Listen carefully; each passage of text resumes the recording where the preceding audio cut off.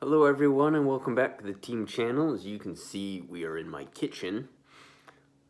And today, I'm going to bring up a topic that actually our new social media manager, maybe I'll start with that. So, I will link the Instagram in the comment or in the description below. But we have somebody on our team who manages purely our Instagram and quite possibly our YouTube later down the road. And she did a post the other day that said, what's the most essential attachment for an airsoft gun or something along those lines? And I read it and I'm like, this would make a great video for those just starting out playing airsoft. And I've got my pistol here because I'm going to use this as kind of my baseline.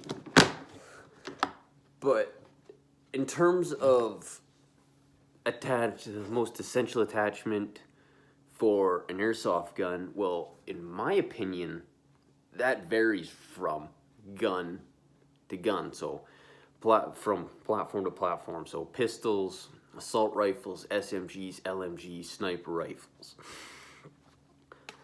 But I've got my pistol here, and I would deem, and we're gonna go through this by category. So we're gonna start with pistols here, and I'm just gonna showcase this one. But for me, an essential pistol attachment would be a laser light combo. So, like that, and that may be a little bright, sorry everybody. But it means you have the option of both.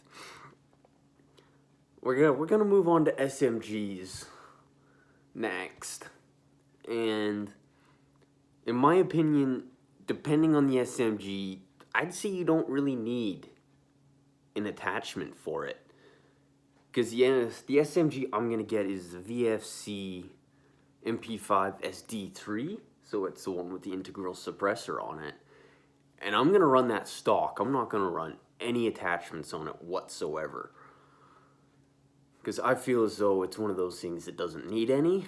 It's got the integral suppressor and that's it. I find you don't really need a red dot sight because there's really no need for one. So, that being said, we'll move on to assault rifles, and this can vary.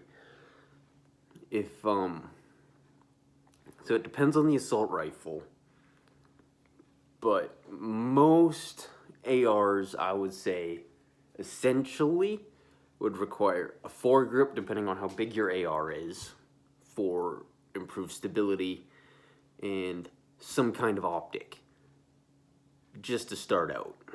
On my HK416, which you've seen me unbox previously, or if you've been on my other channel, it's kitted out. I've got an ACOG, I've got a suppressor, I've got a foregrip. I'm just trying to get a hold of an M203 grenade launcher and a red light combo for that too, and then my 416 is done. So for me, my 416's kitted out. But if you're just if you're just using an AEG per se, all you really need is a simple red dot sight or a holographic sight. You don't really need much more for an AEG unless it's really long. In that case, I'd say throw a foregrip on there too. Moving on, we're gonna go on to LMGs. Now, I don't know much about the LMGs in airsoft. You could probably run them stock with no attachments, minus a bipod maybe. But if you really wanted to, you could go for a 3 or 4 times optic, just to get some kind of magnification. But it's an LMG, it really doesn't need much. But the LMGs are all personal preference to those who run them. I don't know anything about them. And last but not least, we'll move on to sniper rifles. And the sniper rifle, in my opinion, has two essential attachments. That would be your scope and a bipod. And I wouldn't call this an attachment per se, but more of a luxury. But a sling for your SMGs, your assault rifles, and your sniper rifles, I would say, is essential, especially if you carry two primaries like I do. I carry my KJ Works M700 and my HK 416 on the field. So if you're somebody like me, a sling is absolutely essential. I don't have a bipod for my sniper rifle. I'm trying to get a hold of one, but they are not coming into stock anywhere. But as soon as I can get one, I'm getting one. But this is just a quick video. Go over that for the really new players, or people who, or it's pretty much just new players.